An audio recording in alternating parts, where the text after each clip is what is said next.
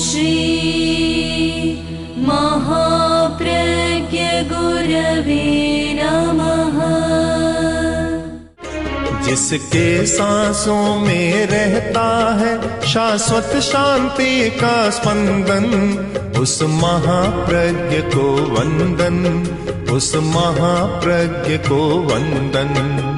सत्य अहिंसा अनेकांत को अर्पित जिसका तन मन, उस महाप्रज्ञ को वंदन, उस महाप्रज्ञ को वंदन।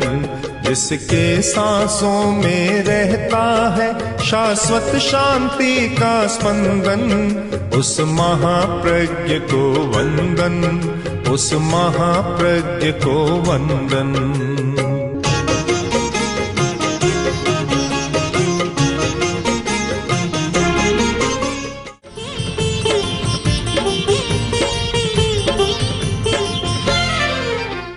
सब मनुष्य समान नहीं होते, इस पर चर्चा चल रही है। असमानता का कारण हमारे भीतर है, मनुष्य के भीतर है। एक कोई आदमी विकास कर रहा है, दूसरा देखता है, प्रमोद भावना करता है, तो खुश होता है कि देखो कितना अच्छा है, इसने इतना विकास कर लिया। और दूसरा व्यक्ति देखता है, इसने क्यों किया इतना विकास, इसे नीचे गिराना है, केकड़ा वृत्ति की भावना जाग जाती है। यह अंतर क्यों कि जिस व्यक्ति में अंधकारमय नीले रंग के परमाणु की तरंगे काम करती है, वे उर्मियां उठती है, आदमी ईर्ष्या में चला जाता है। ईर्ष्या एक बहुत बड़ी बीमारी है, एक नकारात्मक भाव, मनोविज्ञान की भाषा में बड़ा नकारात्मक भाव है ये, जो आदमी को जला देता है। अपना कुछ होता नहीं, बाहर से कुछ नहीं होता, भीतर ही भीतर आदमी जल जाता है। और कुछ मिलता नहीं, पर यह इतना बड़ा क्यों बना, इतने विकास में क्यों चला गया, मैं नहीं गया। बस यह भावना एक ऐसी स्थिति पैदा करती है, आदमी दुखी बन जाता है।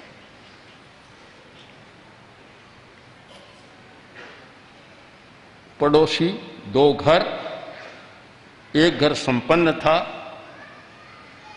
और एक पास में रहने वाला गरीब घर था। एक दिन पड़ोसी गरीब घर की बुढ़िया छाछ लेकर उस घर से आ रही थी। किसी ने पूछ लिया कि बुढ़िया तुम तो खुश हो? बोली खुशी किस बात की? कि तुम जाती हो और तुम्हें छाछ मिल जाती है, कहीं दूर नहीं जाना पड़ता। पड़ोसी की घर से सास, उसने कहा तुझे छाछ दिखती है, जब बिलोना होता है उसकी जो मथाने की जो डंडियां है वे मेरी छाती में चलती है, तब तुम्हें दिखाई नहीं देता, छाछ दिखाई देती है। अब इस मनोवृत्ति को हम क्या कहेंगे? एक विचित्र मनोवृत्ति है। छाछ मिल रही है, लाभ हो रहा है, वह लाभ नहीं दिखता, उसको तो दिखता है कि जब मैं 4 बजे उठती हूँ और यहाँ बिलोना होता है, वे बिलोने में मथानी चलती है और उसकी डंडियां चलती है दही के माटे में, वे दही के माटे में नहीं मेरी आंतों में चलती। अब इसका क्या उपाय किया जाए? यह लाइलाज बीमारी है। आचार्य तुलसी ने कालू यशोविलास में ईर्ष्या का बड़ा सुंदर चित्रण किया है।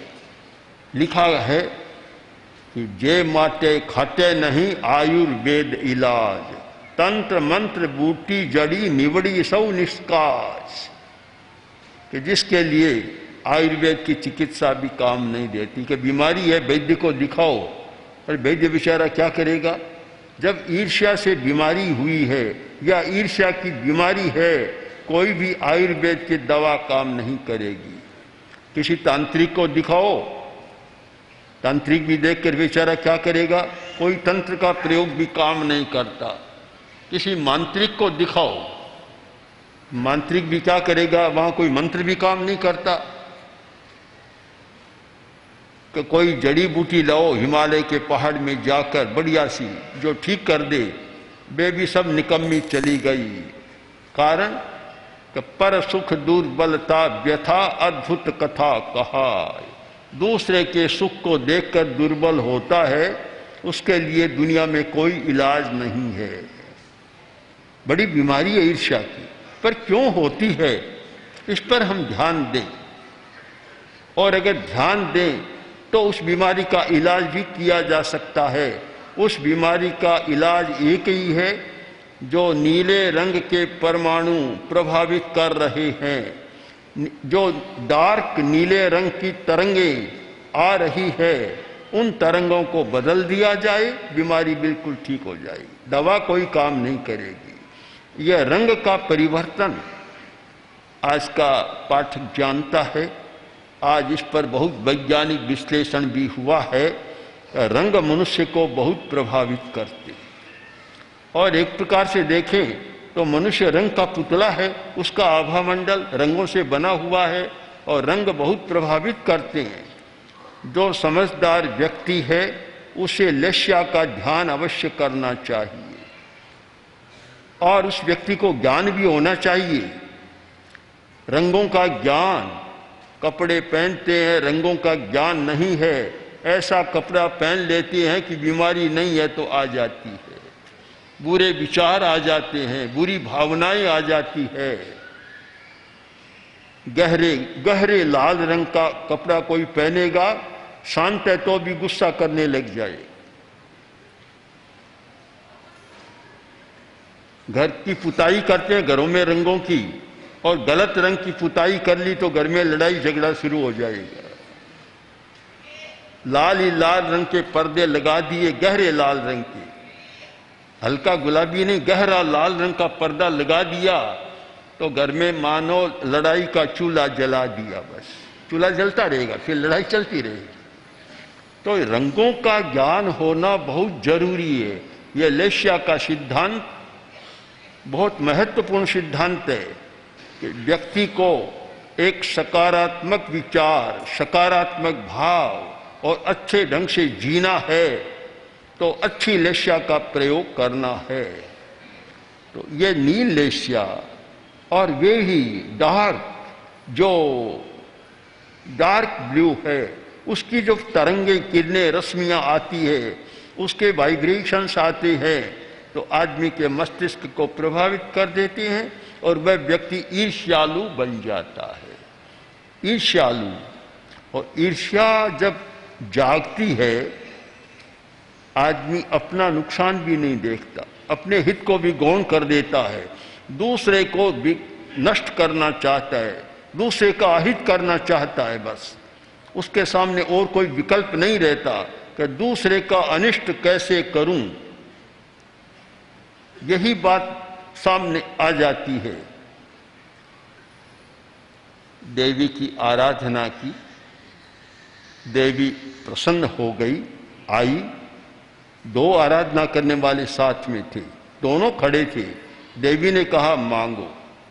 भाग्य देख लिया कि इनका भाग्य तो है नहीं, आराधना कर ली तो मुझे आना पड़ा, अब देना तो भाग्य के अनुसार ही होगा, कैसे दूं मैं।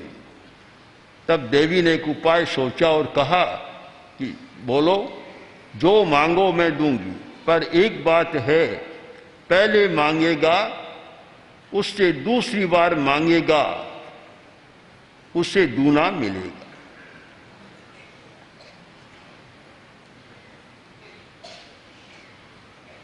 दूना मिल जाएगा। अब दोनों कसम कसमें आ गए कि पहले कौन मांगे। पहले मांगेगा आधा मिलेगा, अगर पहले मांगने वाले को 1 लाख मिलेगा तो दूसरे को 2 लाख अपने आप मिल जाएगा। अब कौन मांगे? दोनों मौन खड़े, वह उसके सामने देख रहा है, उसके सामने देख रहा है, मांग नहीं रहा है कोई भी। बहुत देर देवी ने कहा मैं जा रही हूं, मांगना हो तो मांगो, नहीं तो बात को समाप्त करो। काफी तेज कहा। तब एक व्यक्ति जो ईर्ष्यालु था, एक ज्यादा लोभी था और एक ज्यादा ईर्ष्यालु था। ईर्ष्यालु व्यक्ति बोला कि मां आपने ऐसी शर्त लगा दी तो मैं मांगता हूं कि मेरी एक आंख फोड़। दोनों फूट गई। यह है ईर्ष्या का परिणाम जो बहुत चलता है समाज में, घरों में भी बहुत चलता है। जहां 2 बहुएं हैं, 2 भाई हैं, 2 और हैं, और क्या गुरु के 2 शिष्य हैं, उनमें भी ईर्ष्या जाग जाती है। ईर्ष्या जब जागती है तब और कुछ दिखाई नहीं देता। इतना नकारात्मक भाव है, इतना खराब नकारात्मक भाव कि ईर्ष्या की वृत्ति बन गई, सारी अच्छाइयां समाप्त और केवल बुरा चिंतन ही बुरा चिंतन रहता है। शरीर में जितनी शक्ति है, अधिक शक्ति वह पेट पर लग जाती है। पेट को ज्यादा जरूरत होती है, जबकि ज्यादा जरूरत हमारे शरीर में बिजली है, उसकी ज्यादा जरूरत है मस्तिष्क को। हमारे शरीर में ऊर्जा है, ज्यादा जरूरत है मस्तिष्क को। किंतु जब व्यक्ति ज्यादा खाने में लोलुपता रखता है तो वह शक्ति फिर पेट को लगानी पड़ती है। शरीर में भी समन्वय है, समझौता है, सामंजस्य है।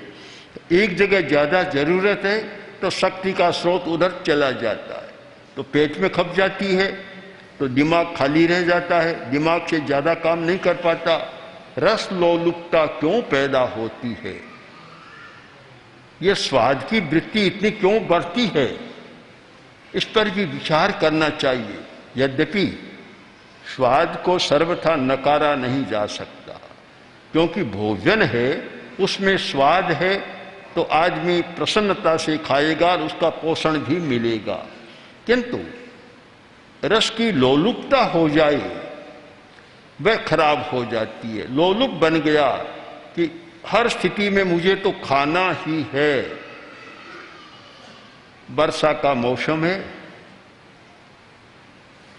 अभी तो वर्षा कम हो रही है, वर्षा ऋतु तो है। जहां वर्षा ज्यादा है, हवा गीली है, वातावरण अलग प्रकार का बनता है, इसमें पाचन तंत्र थोड़ा कमजोर होता है। इसलिए वर्षा ऋतु में खाने का अधिक विवेक रखना जरूरी होता है।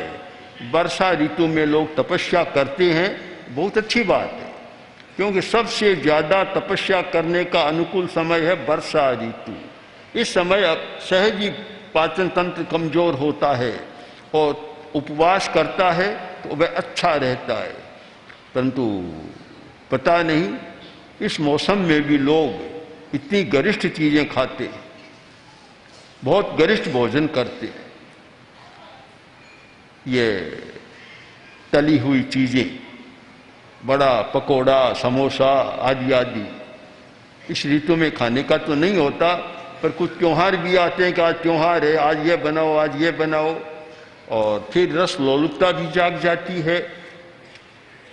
कितने लोग मिलेंगे जो सात्विक भोजन करते हैं। सात्विक भोजन। एक बार आचार्य तुलसी दिल्ली में विराज रहे थे।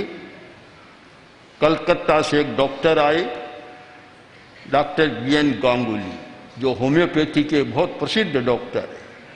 उनसे बात हो रही थी तो आचार्यवर ने पूछा कि बताओ भोजन क्या होना चाहिए।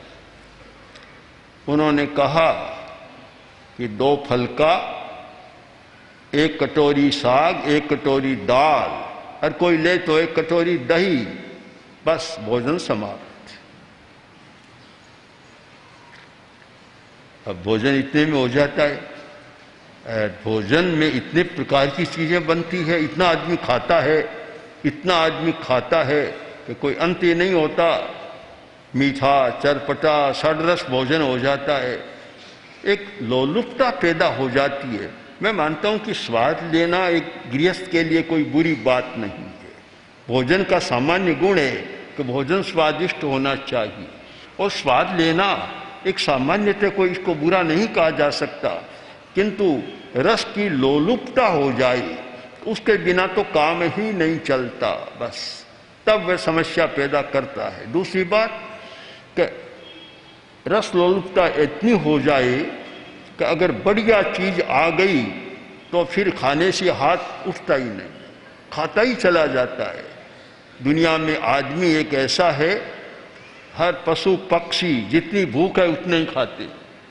आदमी एक ऐसा है कि डबल ट्रबल का चौबल का पत्ता ही नहीं है, कितना खा जाता है। कोई बढ़िया चीज मिल जाए तो जैसे सुना जाता है कि 100 रसगुल्ला भी खा जाता है, 100 राजभोग भी खा जाता है, क्या क्या कर लेता आदमी ऐसा है। एक बार एक डॉक्टर ने अपने मित्रों को भोज पर बुलाया, पढ़े लिखे सब लोग डॉक्टर आदि आए, 150 आदमी आ गए। भोजन शुरू होना था, डॉक्टर खड़ा हुआ, बोला बंधुओं आप सब ने कृपा की, आप आ गए, मेरे अतिथि हैं, अब हम भोजन शुरू करेंगे। इससे पहले मैं एक बात कहना चाहता हूँ कि हम आदमी की तरह खाएं या पशु की तरह खाएं। सब देखने लग गए, ये क्या प्रश्न डॉक्टर का, बड़ा विचित्र प्रश्न किया कि आदमी की तरह खाएं या डॉक्टर। बोले क्या बात है, कोई स्क्रू ढीला हो गया क्या डॉक्टर, क्या हुआ आज, क्या हो गया, बड़ी विचित्र बात है। एक व्यक्ति बोला डॉक्टर साहब आप क्या कहना चाहते हैं? कि मैं ये कहना चाहता हूँ कि आदमी की तरह खाएं या पशु की तरह। हम तो आदमी की तरह, क्या अंतर क्या है इसमें? अंतर यह है कि पशु उतना ही खाता है जितनी भूख होती है, और आदमी अगर बढ़िया भोजन है तो उतना खाता है कि जितनी भूख है उससे दूना तिगुना भी खा जाता है। इसलिए मैं आपसे अनुरोध करता हूं कि हम भोजन करें, अब आदमी की तरह खाएं या पशु की तरह। शायद उसने यह कहकर अपना भोजन काफी बचा लिया होगा, फिर तो ज्यादा कौन खाएगा फिर। तो यह रस लोलुपता, इसका भी कारण है। सब आदमी रस लोलुप नहीं होते, बहुत खाने का संयम होता है। कुछ लोगों का इतना अच्छा संयम खाने का, आश्चर्य होता है। ऐसे लोग मिलेंगे बरसों तक मिठाई नहीं खाते, चीनी नहीं खाते, और भी चिकनी चीजें नहीं खाते, तली हुई चीजें नहीं खाते।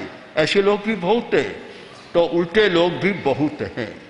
यह रस लोलुपता भी पैदा होती है, उसके पीछे भी ये नील लेस्या के परमाणु काम कर रहे हैं। साय गवेश है, सुख की गवेषणा करने वाला। एक व्यक्ति ऐसा है, हमेशा सुख सुविधा चाहता है, कोई कष्ट पाना नहीं चाहता। आप निश्चित माने इस दुनिया में जिसने जन्म लिया है और उसमें कष्ट न आए, ऐसा कभी संभव नहीं। हर आदमी के सामने परिस्थितियां आती है, कठिनाइयां आती है, कष्ट आते हैं। कष्ट का सामना करना, कष्ट को निवृत्त करना, ये तो हो सकता है, पर निरंतर सुख सुविधा चाहे, यह समाज को भी नुकसान पहुंचाने वाली और अपने स्वास्थ्य को भी नुकसान पहुंचाने वाली चिंता है। हमेशा सुख सुविधा में मत रहो। पता नहीं इन बड़ी बड़ी कंपनियों ने कैसे ये बना दिए, एसी बना दिया। अब भला एसी में रहना कोई लाभदायक है क्या? इतना नुकसानदेह है। फिर भी आदमी चाहता, निरंतर सुख चाहता है। मैं तो मानता हूं कि अगर आज समाज में एक तो एसी न रहे, एक कोल्ड स्टोरेज न रहे और एक फ्रीज न रहे, तो स्वास्थ्य में भी 50% सुधार हो सकता है। इन तीनों चीजों ने, एसी ने स्वास्थ्य को बहुत बिगाड़ा है, कोल्ड स्टोरेज ने भी बहुत बिगाड़ा है। भला आज की मौसम का फल और 6 महीना बाद खाएंगे, उसका प्राण तो नष्ट हो गया और बीमारियां भीतर पैदा हो गई, वे बीमारियां और आपके साथ आ जाएगी। और यही फ्रीज का काम है। पहले तो फ्रीज बहुत चला, अब बार बार वैज्ञानिक दृष्टि से आ रहा है कि फ्रीज में रखी हुई वस्तु जो ठंडी होती है उसमें बहुत सारे जर्म्स पैदा हो जाते हैं और बीमारी के मुख्य कारण बनते हैं। इन तीनों का अगर परित्याग किया जाए तो ऐसी मैं नहीं रहूँगा, कोल्ड स्टोरेज की चीज़ नहीं खाऊंगा और फ्रीज की चीज़ नहीं खाऊंगा, अगर ऐसा हो तो ये बीमारियां बहुत सारी तो अपने आप समाप्त हो सकती। यह साय गविषे, हर समय सुख की खोज करना, साता की खोज करना, प्रियता की खोज करना, अनुकूल स्थिति की खोज करना, यह भी एक नील लेश्या है और उन परमाणुओं का प्रभाव है। आदमी का यह होना चाहिए कि मुझे कष्ट सहना है, जो प्रकृति में रहना है, जो भी आए, सर्दी आए तो मुझे सर्दी को सहना है, कपड़े तो आपके पास है ही, फिर हीटर की ज़रूरत क्या है, गर्मी आए तो गर्मी को सहना है, फिर एसी की ज़रूरत क्या है, मौसम का फल मौसम में खाए, ठीक है, अब कोई 12 महीने उस फल को खाना जरूरी क्यों है। और आज चीज़ बनाई, 5 दिन बाद फ्रीज की चीज़ खाना है, क्यों जरूरी है, कोई आवश्यक नहीं।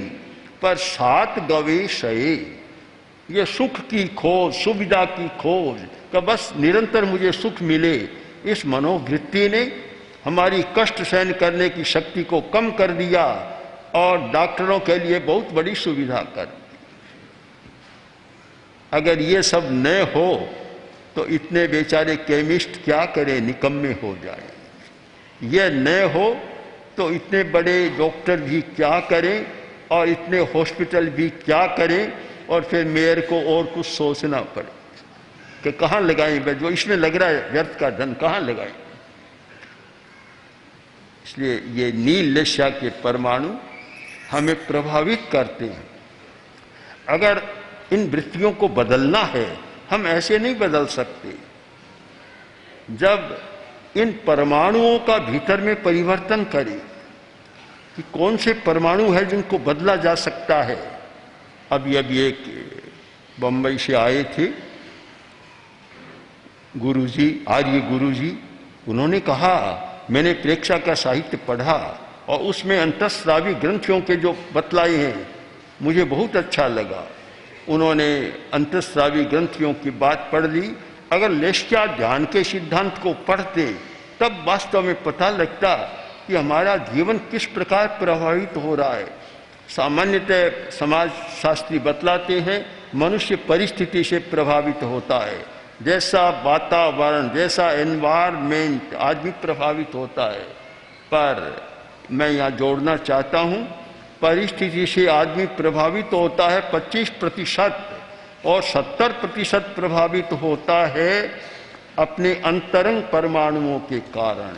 इसलिए हम इस स्थिति को बदलने का प्रयत्न करें। ओम आत्मा। ओम श्री महाप्रज्ञ गुरवे नमः। गुरवे नमः, गुरवे नमः। ओम श्री महाप्रज्ञ गुरवे नमः। गुरवे नमः, गुरवे नमः। ओम श्री महाप्रज्ञ गुरवे नमः। गुरवे नमः। ओम श्री महाप्रज्ञ गुरवे